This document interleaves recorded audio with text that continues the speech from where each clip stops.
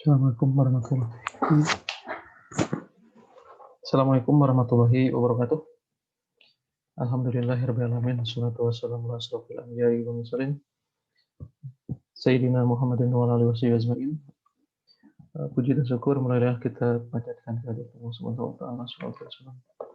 Dicurah limpahkan ke Habibana Muhammad sallallahu alaihi wasallam. Pada kesempatan kali ini akan dibahas mengenai landasan, asas dan unsur-unsur dalam pendidikan. Apa saja yang menjadi landasan, asas dan unsur pendidikan? Tentu ini menjadi sebuah kajian yang perlu dipahami dengan baik, bahwa di dalam proses pendidikan itu perlu ada landasan. Landasan itu sebagai pedoman, sebagai norma. Kemudian asas. Nah, asas itu merupakan sebuah kajian ataupun langkah dalam melaksanakan pendidikan tersebut. Dan di sampingnya nanti ada unsur-unsur yang terlibat dalam pendidikan. Nah, ini perihal tentang apa saja yang menjadi landasan pada pendidikan. Nah, ini ada landasan filosofis Pancasila, kemudian ada landasan sosiologis masyarakat Indonesia, dan landasan kultural nasional, psikologis, ilmiah, dan teknologi. Ini adalah landasan pendidikan yang menjadi acuan kita. Yang pertama adalah landasan Pancasila. Untuk landasan Pancasila ini menjadi sebuah pemahaman bahwa pasal 2 Undang-Undang Republik Indonesia Nomor 2 Tahun 89 bahwa pendidikan nasional itu berdasarkan Pancasila dan Undang-Undang Dasar 1945. Sehingga bahwa Pancasila adalah jiwa seluruh rakyat Indonesia, kepribadian bangsa, dan pandangan hidup bangsa Indonesia. Sehingga apa yang menjadi landasan dalam perilaku sehari-hari itu harus mencerminkan amalan-amalan dari Pancasila sebagai pandangan hidup. Kemudian, apa itu sebuah landasan filosofis? Bahwa di landasan filosofis itu bersumber dari pandangan-pandangan dalam filsafat pendidikan. Ya, ini adalah sebuah hasil pikir manusia yang memang merupakan sebuah kajian filsafat, ya, yang dikenal sampai saat ini. Ada idealisme, realisme, perennialisme, esensialisme, pragmatisme, dan progresivisme. Nah, dan nanti ada ekstensialisme. Ya, di sini ada beberapa yang dibahas. Esensialisme itu terkait dengan masa pendidikan yang mengutamakan pelajaran teoritik atau bahan ajar esensial. Ya, kemudian perennialisme adalah pendidikan yang mengutamakan bahan ajar konstan, yaitu kebenaran, keindahan, cinta kepada kebaikan dan universal. Itu adalah perennialisme. Sehingga apa yang disebut dengan bahan ajar yang konstan ini kan, kebenaran itu adalah sesuatu yang hakiki, kemudian indah. Ya, itu kan semua orang itu menginginkan adanya kebenaran, menginginkan adanya keindahan dan cinta kepada kebaikan universal. Kemudian pragmatisme adalah aliran filsafat yang memandang segala sesuatu dari nilai kegunaan praktis. Ya, di bidang pendidikan, aliran ini melahirkan progresivisme yang menentang pendidikan tradisional. Jadi kalau pragmatisme itu bahwa yang dilakukan itu harus ada daya guna, ya, kegunaan yang praktis. Namun tentu aliran ini memiliki landasan tersendiri, ya. Padahal dalam pendidikan itu nilai-nilai praktisnya secara tidak langsung dapat diamati, tetapi bahwa pendidikan itu berguna dalam jangka panjang. Ya.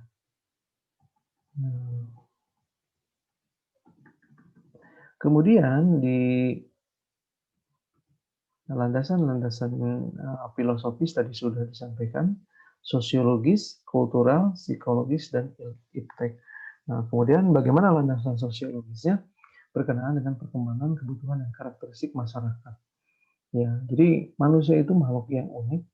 Uniknya kenapa? Bahwa sebagai makhluk individu, ia harus mampu berdiri sendiri. Ya, jadi harus mampu mandiri, artinya tidak tergantung dengan orang lain. Dalam artian mandiri yang dimaksud adalah ketika ia memiliki bekal hidup mandiri, maka ia akan mampu mengembangkan diri dengan baik. Ya. Kemudian makhluk sosial itu makhluk yang membutuhkan bantuan orang lain. Nah, misalkan dalam sebuah interaksi, ya, dalam percakapan, dalam menjalin jaringan, dan lain sebagainya. Sosiologi pendidikan merupakan analisis ilmiah tentang proses sosial dan pola-pola interaksi sosial di dalam sistem pendidikan. Nah, tentu dalam proses pendidikan ini, bagaimana caranya agar berkomunikasi, berinteraksi, ya, dengan sesama itu harus berdasarkan kaidah-kaidah. Ya, tentu interaksi sosial yang berkaitan dengan norma. Ya, ruang lingkup yang dipelajari oleh sosiologi ada 4 bidang: hubungan sistem pendidikan dengan aspek masyarakat, hubungan kemanusiaan, pengaruh sekolah pada perilaku anggotanya, dan sekolah dalam komunitas. Nah, tentu banyak harapan besar pada dunia pendidikan membangun manusia yang seutuhnya. Ya, jadi manusia yang memang mampu berdiri sendiri, cakap, kreatif, sehingga mampu membangun bangsa ini dengan benar. Kemudian landasan kultural ini penting. Ya, kenapa? Karena negara kita itu kan tidak lepas dari budaya, ya. Jadi budaya yang begitu banyak, ya. Namun kebudayaan ini membentuk sebuah karakter individu masing-masing. Kebudayaan dan pendidikan mempunyai hubungan yang timbal balik, sebab kebudayaan dapat dilestarikan, dikembangkan dengan jalur mewariskan kebudayaan dari generasi ke generasi penerus, baik secara formal maupun informal. Ya. Jadi ketika ingat ke landasan kultural, maka ia ingat jati dirinya sebagai siapa. Ya, kalau jati dirinya sebagai bangsa Indonesia tentu memiliki karakter berpikir sebagai orang Indonesia. Ya, mengedepankan toleransi, kemudian mengedepankan kebersamaan, ya, mengedepankan rasa sosial, rasa empati, gotong royong, itu yang menjadi ciri-ciri dari budaya di Indonesia. Yang tentu ada budaya-budaya yang bersifat kesenian, ya, ada yang bersifat verbal ataupun bersifat dari attitude-nya. Kemudian landasan filosofis, ya, dasar psikologi berkaitan dengan prinsip-prinsip belajar dan perkembangan anak. Nah, tentu bagaimana tahapan-tahapan perkembangan psikologi ini yang harus dipahami dengan baik. Ya, jangan sampai usia anak sudah dibebani dengan pemikiran-pemikiran yang berat. Ya, seperti halnya misalkan ketika anak sekolah dasar harus menyelesaikan beban yang dilakukan oleh orang dewasa. Ya, contohnya misalkan bekerja berat, ya, itu yang menjadi bagaimana psikologi anak itu ya harus sesuai dengan tahapan berpikirnya ataupun dengan beban yang dihadapinya. Nah, kebutuhan pendidikan yang mendesak cenderung memaksa tenaga pendidik untuk mengadopsi teknologi. Nah, ini landasan iptek. Jadi landasan iptek ini menjadi kebutuhan yang tidak bisa dihilangkan, tetapi ataupun diganti, namun perlu sumber daya manusia yang siap. Ya, walaupun misalkan di pendidikan ini tidak bisa digantikan kehadiran guru itu, tapi tetap, ya, kalau tidak digantikan berarti harus disiapkan. Ya, komponen manusia, ya, pendidik yang memang siap menghadapi teknologi ini. Ya, pendidikan yang memberikan alat dengan proses penyaluran pengetahuan harus mendapat perhatian yang proporsional dalam bahan ajaran. Dengan demikian, pendidikan bukan hanya berperan dalam pewarisan iptek, tetapi juga ikut menyiapkan manusia yang sadar iptek dan calon pakar iptek. Yang diharapkan siswa itu tidak hanya sebagai user, tetapi dia berperan dalam mengembangkan dari teknologi tersebut. Ya. Pengembangan berbagai potensi manusia yang tadi sudah disebutkan, makhluk individu, makhluk sosial, dan makhluk sosial. Nah, ini nomor 3 ini perlu diingatkan kembali, ya, di-refresh kembali bahwa manusia harus sadar akan dirinya sebagai makhluk susila, karena hanya manusia yang memiliki kesadaran dalam menghayati dan memantui norma dan nilai-nilai di kehidupannya. Nah, tentu yang berada di dalam dunia pendidikan, ya, baik itu peserta didik atau mahasiswa, perlu memahami ini, ya, perlu mengingatkan kembali bahwa pribadinya itu sebagai makhluk susila yang sedang belajar. Ya, bagaimana membangun komunikasi kepada dosen, kepada guru, kepada orang tua, kepada kepada yang lebih tua. Ini adalah bagian dari sosial. Bagaimana ia berpikir secara kaidah-kaidah yang menuntun hidupnya yang lebih baik. Ya, jangan merasa bahwa semakin tinggi ilmu itu semakin jumawa gitu ya. Tetapi dalam semakin tinggi ilmu maka dia akan semakin meyakini bahwa ketinggian ilmunya harus bermanfaat bagi orang lain. Nah, ini yang penting. Undang-Undang Sistem Pendidikan Nasional tahun 2020 ya, bab 2 pasal 2 bahwa pendidikan berdasarkan Pancasila ini diatur sebagai landasan dari filosofi pendidikan di kita adalah Pancasila. Ini di bab 2 pasal 2. Kemudian di pasal 3-nya ini adalah tujuan dari pendidikan nasional. Ya, mengembangkan kemampuan dan membentuk watak serta peradaban bangsa yang bermartabat. Ya, dalam rangka mencerdaskan kehidupan bangsa, berkembangnya potensi peserta didik agar menjadi manusia yang beriman. Nah, ini nomor 1 itu kan beriman dulu dan bertakwa kepada Tuhan Yang Maha Esa, kemudian berakhlak, kemudian sehat, kemudian berilmu.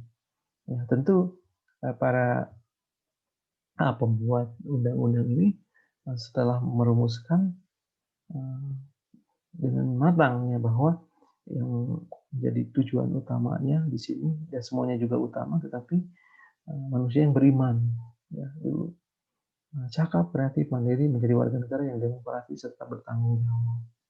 Nah, kemudian asas prinsip pendidikan, ya, ketentuan-ketentuan yang harus dipedomani atau menjadi pegangan dalam melaksanakan pendidikan. Jadi tadi sudah menjadi landasan, kemudian asas harus dipedomani. Menurut Undang-Undang Nomor 20 Tahun 2003 ada 6 prinsip penyelenggaraan pendidikan. Harus dilaksanakan secara demokratis, diselenggarakan sebagai satu kesatuan yang semi dengan sistem terbuka dan multimakna dalam suatu proses pembudayaan dan pemberdayaan. Kemudian jangan lupa diselenggarakan dengan memberikan keteladanan, membangun kemauan, mengembangkan kreativitas. Nah, ini tugas yang kompleks ya, bahwa di pendidikan itu memberikan teladan yang baik. Ya, tentu teladan yang baik itu bisa melihat dari hal-hal yang baik. Ya, jadi ketika misalkan Rasulullah sebagai suri tauladan yang baik itu memberikannya dengan contoh. Ya, tentu kalau dengan contoh itu jauh lebih diingat.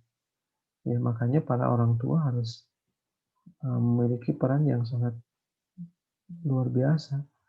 Ya, ketika misalkan memberikan contoh buang sampah harus pada tempatnya, ya diberikan contoh. Ketika misalkan anak itu jangan merokok, ya dicontohi dulu oleh orang tuanya jangan merokok. Ya, ketika anak disuruh untuk ibadah, sholat, maka berikanlah contoh yang baik.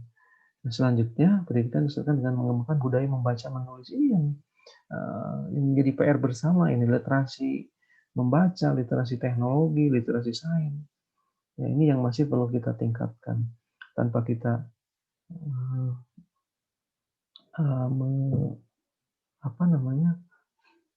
mengecilkan diri bahwa literasi di Indonesia masih belum maksimal. Ya tentu kita tidak menjadi bagian dari masalah tersebut, tetapi harus menjadi bagian dari solusi. Ya, budaya membaca ini tentu harus ditingkatkan, menulis. Ya. Kemudian pendidikan disertakan dengan memberdayakan semua komponen masyarakat. Nah, ini ya, karena pendidikan adalah untuk semua, ya tentu yang bertanggung jawab terhadap pendidikan itu tidak hanya di sekolah, tetapi semua komponen yang terlibat itu harus bersama-sama dalam hal meningkatkan mutu pendidikan. Ya, orang tua bisa juga sebagai pengguna dari sekolah tersebut, sehingga orang tua berperan dalam meningkatkan mutu sekolah tersebut. Ya. Kemudian dasar-dasar pendidikan. Dasar pendidikan merupakan sebuah landasan pijakan yang juga menjadi pegangan setiap kegiatan pendidikan. Ada Undang-Undang Nomor 20 Tahun 2003, kemudian fungsi dan tujuan pendidikan, fungsinya merupakan serangkaian tugas atau misi yang diemban dan harus dilaksanakan oleh pendidikan. Bisa lingkup politik, ekonomi, sosial budaya. Tujuan pendidikan, seperangkat sasaran, kemana pendidikan itu akan diarahkan. Nah, ini penting ya, bahwa tidak ada fungsi pendidikan yang tidak memanusiakan manusia. Ya, karena manusia itu adalah makhluk yang bisa dididik dan bisa mendidik. Nah, bisa didik itu tentu tidak serta-merta dalam proses mendidik itu harus langsung diketahui hasilnya. Ya, karena manusia itu bisa dididik, maka yang dididiknya harus siap ya, dengan potensi yang ada. Ya, sehingga antara pendidik dengan yang dididik terjadi fungsi dan perannya masing-masing.